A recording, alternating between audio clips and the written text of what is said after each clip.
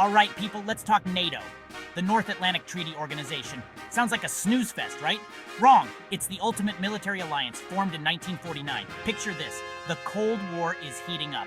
The Soviet Union, with its communist agenda, was freaking everyone out. So a bunch of Western countries got together and said, let's team up and protect each other. Thus, NATO was born. It was all about collective defense, one for all and all for one, against the communist threat. The message was clear. Mess with one of us, and you mess with all of us. Think of it like a neighborhood watch, but with tanks and fighter jets. For decades, NATO stood as a bulwark against Soviet aggression. It kept the peace in Europe, even when the world felt like it was on the brink of nuclear war. But the story of NATO doesn't end with the fall of the Berlin Wall. Oh no, my friends. This alliance has been busier than ever. It's like that friend who retires and suddenly takes up skydiving and salsa dancing. NATO's gone global, baby. From peacekeeping missions in the Balkans to fighting terrorism in Afghanistan, they've been everywhere.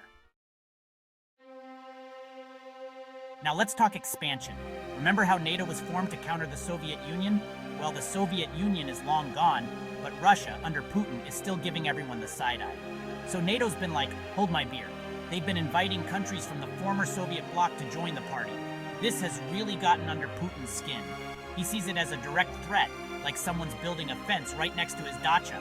But for countries like Poland, Hungary, and the Czech Republic, joining NATO was like buying the best security system money could buy. They'd been under Russia's thumb for too long and were ready for a change. And recently, two more countries threw their hats into the ring, Sweden and Finland. Talk about plot twist. These guys were neutral for decades, like Switzerland with better meatballs. But seeing what Russia was doing in Ukraine, they decided to ditch neutrality and join the alliance. Welcome to the club, guys. The more, the merrier, right? But wait, there's more. NATO isn't just about Europe anymore. They've gone global, making friends and influencing people all over the world. They've got partnerships with countries like Japan, Australia, and even Colombia.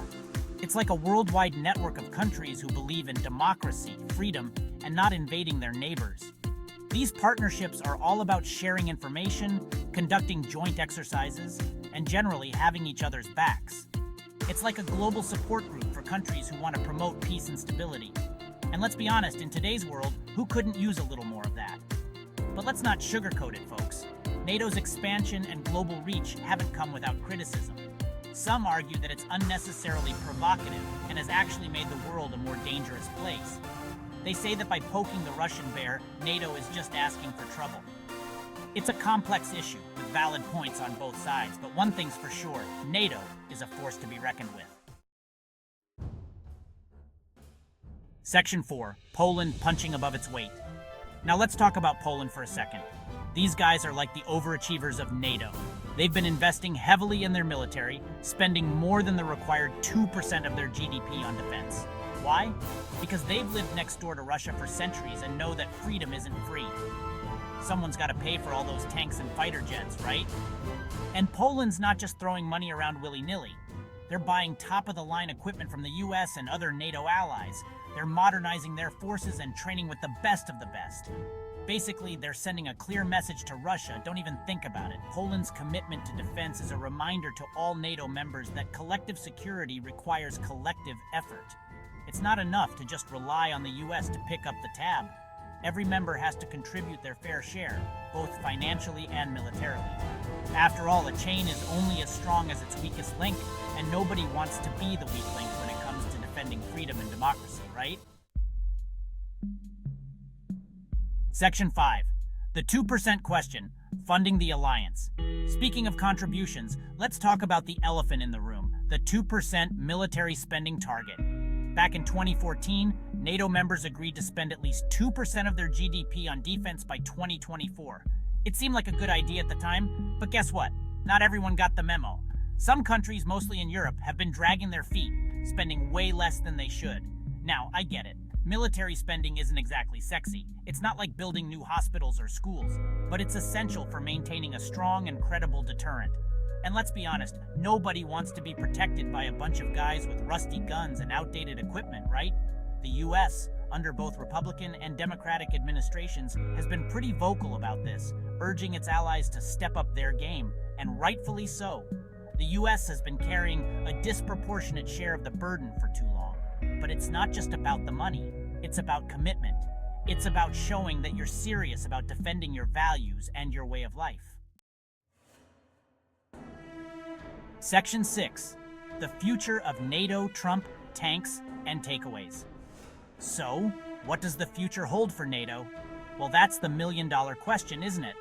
With the world becoming increasingly unstable and unpredictable, the alliance will continue to face new and complex challenges. From Russian aggression to terrorism to the rise of China, NATO will need to adapt and evolve to remain relevant and effective. And then there's the Trump factor. The former US president's relationship with NATO was, shall we say, complicated. He called it obsolete, questioned its relevance, and even threatened to pull the US out of the alliance altogether. Now, with the possibility of a second Trump term looming, many are wondering what this could mean for the future of NATO. But here's the thing, folks. Regardless of who's in the White House, the transatlantic alliance remains vital to global security. It's a cornerstone of peace and stability in Europe and a bulwark against authoritarianism and aggression. So the question isn't whether NATO is still relevant today, but rather how it can adapt and evolve to meet the challenges of tomorrow. And that's where you come in, dear reader. What do you think? Is NATO still relevant today? Let us know in the comments below.